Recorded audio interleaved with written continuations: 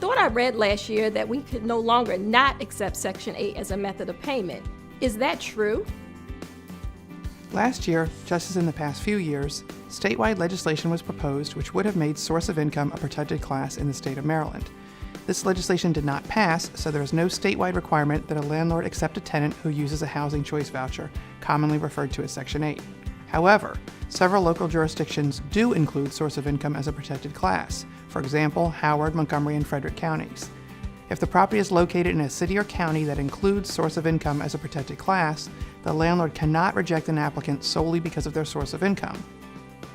This information is accurate as of the date on which this video is recorded, of course. You should double-check the laws of your city or county to confirm that nothing has changed since then. As a heads up, the public policy and legislative folks have indicated that it is likely we will see another proposal in 2017 to add source of income as a protected class throughout the state. There's a growing recognition that allowing a landlord to reject an applicant because of their source of income can also be discriminatory to individuals with disabilities, retirees, or to veterans or wounded warriors. MAR will, of course, provide updates if and when this legislation passes, so keep an eye out for that. Should sellers disclose that solar panels are being used at their property? This is an issue that is becoming more and more common as more and more homeowners begin to use solar energy.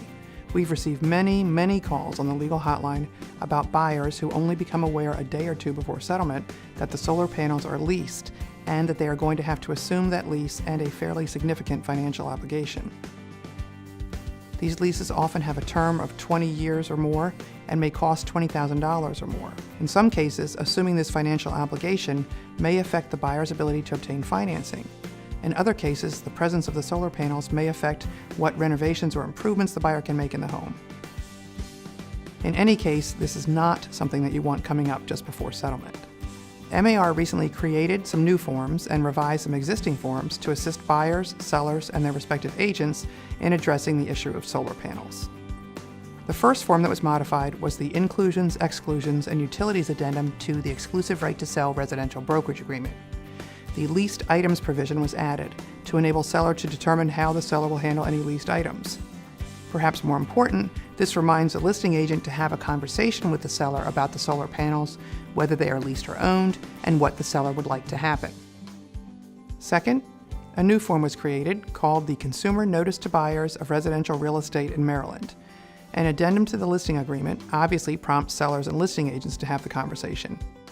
This form was prepared to alert buyers of certain conditions that may exist on a property and to prompt buyers and buyers' agents to have the conversation. The verbiage from this new form is as follows. Solar panels. Solar panels are devices that convert light into electricity.